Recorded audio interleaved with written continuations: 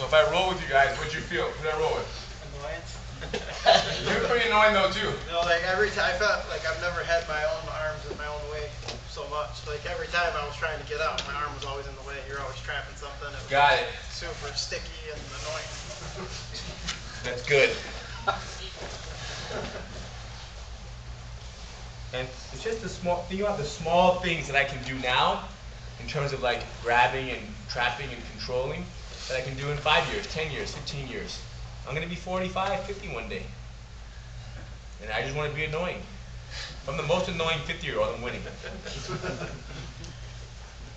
How old are you now, sir? 35. I'm the most annoying, imagine the most annoying 60-year-old. That's a title. Most annoying 60-year-old.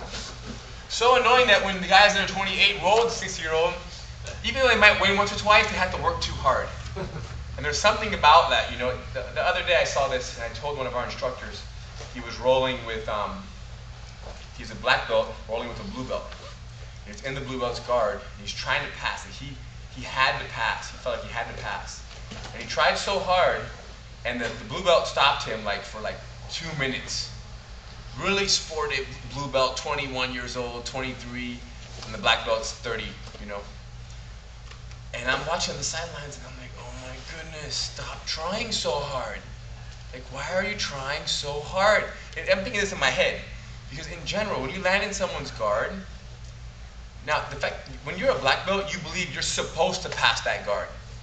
When you are it doesn't matter whose guard you land in, everybody who's below black, you believe you should pass the guard. But when you're a black belt like myself, it doesn't matter whose guard it is. There's some purple belts with some amazing guards out there. And I land in their guard, and the first thing I do is I want them to know that they can't submit me, finish me. If it was striking, they can't punch me, but they can't submit me. So I'll stop arm locks and triangles and cross chokes and bug and stick and follow. And then once they attack 4, 5, 6 times, and they feel like, all right, there's nothing here, then I want to control them. From the top of the guard, I want to control them.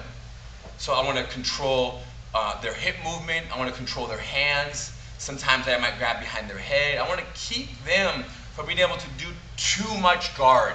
Because guards today, right, are only becoming they're becoming more and more elaborate. So just kind of keep them from making their guard become something very spacious and keep them from spreading me out and spreading me thin. So, and then while I'm controlling them and they're trying to get away, then they kind of open their legs and they create some space, and then it's my chance to move to the side mount and pass the guard. But that black belt that was trying to pass the guard for 2 minutes, eventually he might have passed, but in my mind, because you tried 5 times, 6 times, and you failed 6 times, you couldn't pass the guard. The fact that you went and you had, you know, the grit and you made it happen after 2.5 minutes, it's okay. But it would be more impressive to just be there.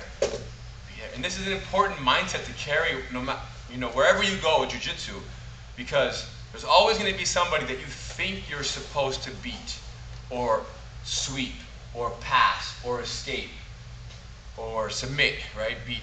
So thinking that is okay.